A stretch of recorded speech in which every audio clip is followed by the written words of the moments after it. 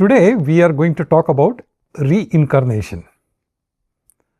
University of Virginia, one of the top research universities in America. In their medical school, they have a division, and that division is called Division of Perceptual Studies, and it is staffed with psychiatrists and researchers who have actual PhDs.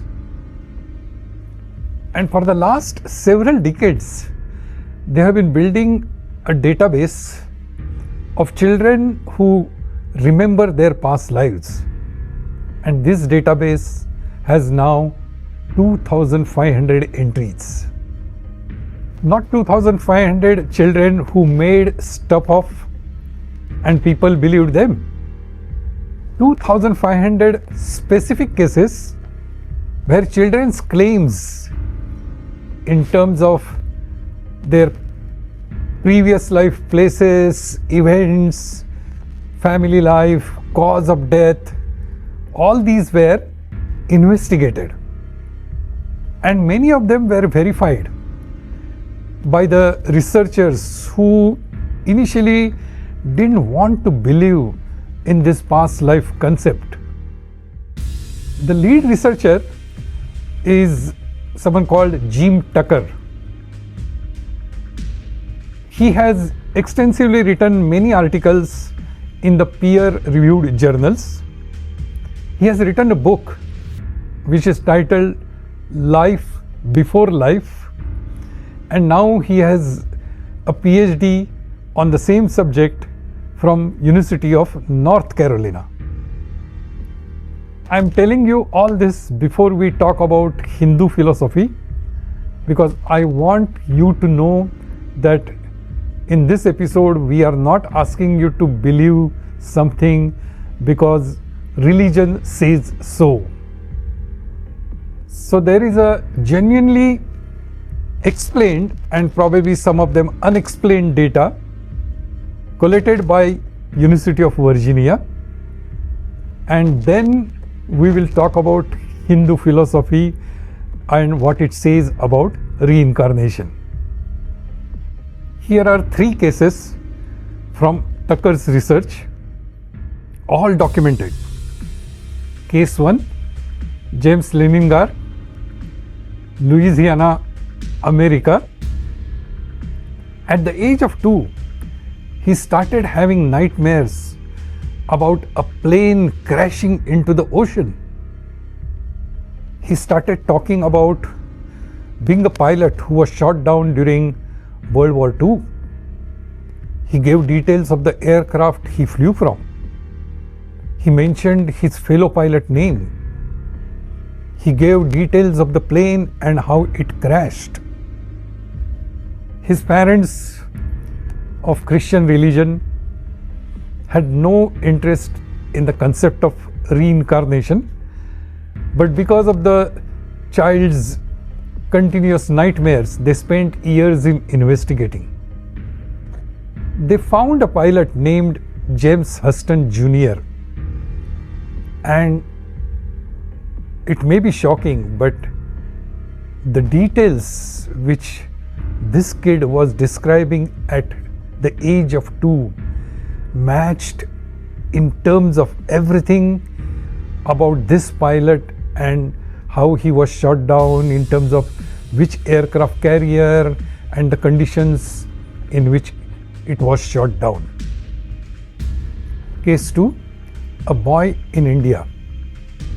A young boy in India started insisting that he had a previous life in another village. He named the village, he described his family members, he described the house details, he even described how he died in an accident. The researchers took him to that village. He correctly identified his previous life home. He recognized his relatives, and he described many other details which no outsider could have ever known. Cases like this, where children laid researchers to various families and locations, they are across all cultures. They are across cultures, countries, and religions. They are not just part of one religion. They can be found in Buddhism, they can be found in Christianity, they can be found in Hindu religion as well. Case 3, Ryan Hammonds, Oklahoma, USA. Ryan, when he was 5-year-old, he started having nightmares. And he started telling his mother that he used to have a life in the Hollywood. He described how he used to work in the film industry, how he had wife, children, a specific house. He traveled to Paris. He picked out a man in a photo from a movie book, and he was the sort of a background actor called Marty Martin, and he said, "That is me." Tucker and his team investigated these claims by Ryan. His house, his number of children, the actor Marty Martin, and many of the details were confirmed through records which Tucker obtained directly. Remember, Ryan was just 5-year-old when he remembered all these details from the film industry without any access at the age of 5.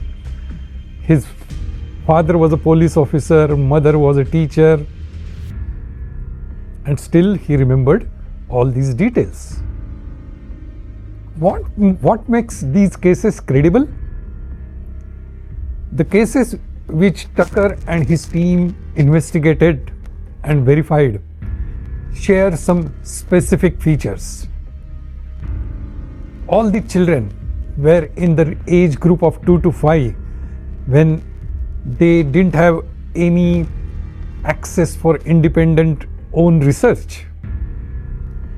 They often have birthmarks or physical features which correspond to the wounds which they claim to have in their previous life.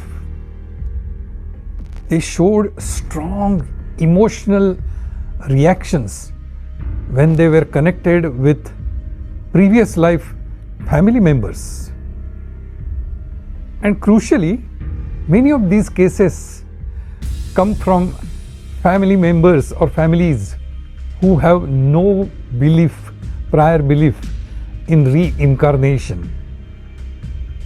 And that is crucial because evidence appeared first.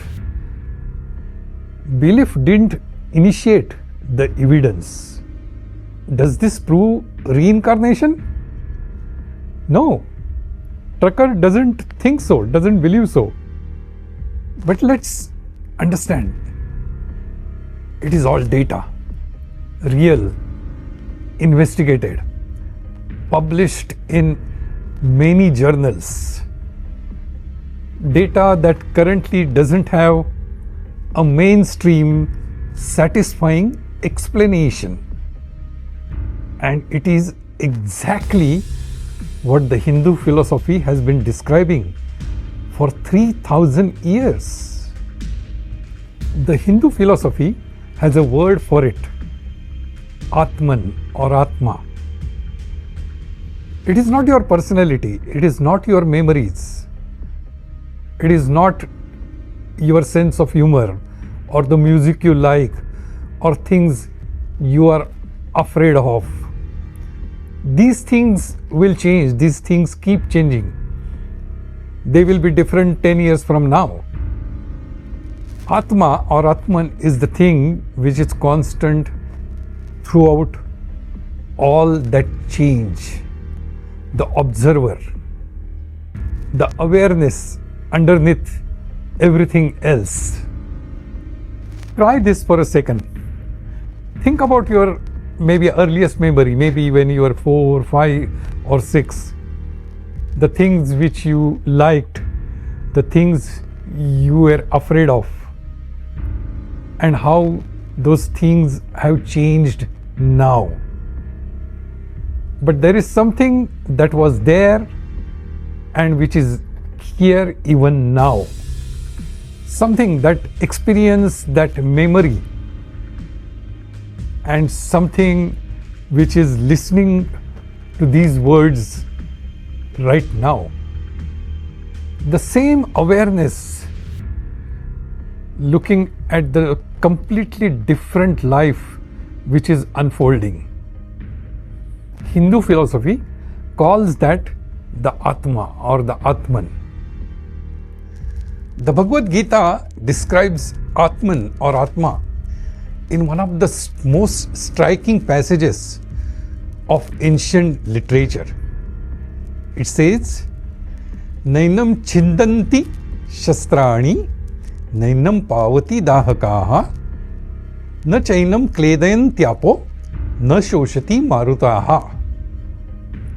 It means, it cannot be cut by weapons, it cannot be burned by fire, water cannot make it wet, and wind cannot make it dry. It changes the body the way we change clothes. Body is temporary. Atman or Atma is not. Hindu philosophy says that there is something in you which was never born, and therefore it can never die. Whether you believe it or not, but probably that is one of the most audacious claims any religious tradition has ever made. It's not the most comforting image necessarily, death being like changing clothes. I'm not going to tell you to believe about a reincarnation. Nobody can make that call for you. But I want to do a thought experiment. What if it were to be true? Not that it is, but what if it is true? If reincarnation was to be real, what would change? It means the struggles which you are undergoing right now, maybe the embarrassing things, the hard stuff, all that is part of one chapter of a long story. Just one chapter. The people in your life who feel home immediately, you might have known each other previously. That feeling of instant connection with some people and instant distance with others, it might not be random. The subject you like, the places you love to visit, or the skills which you picked up instantaneously, these might be echoes of something getting carried forward. Nothing that happens to your life is not the final word in your life. Every failure, every mistake, every time you feel I'm not good enough, that is just one chapter, not whole story. You don't have to believe all this, but sitting with what if probably makes your problems look much smaller and the bigger things navigable. Hindu philosophy is not asking you to believe this, but it is just a possibility. It is based on thousands of years of observation and modern research conducted like the one in University of Virginia. Sit with it and see if it can make life much simpler or it can make more sense in your life. So what did we observe today? 2,500 cases at University of Virginia. Children remembering details which they couldn't have known. A 3,000-year-old tradition that describes exactly this mechanism.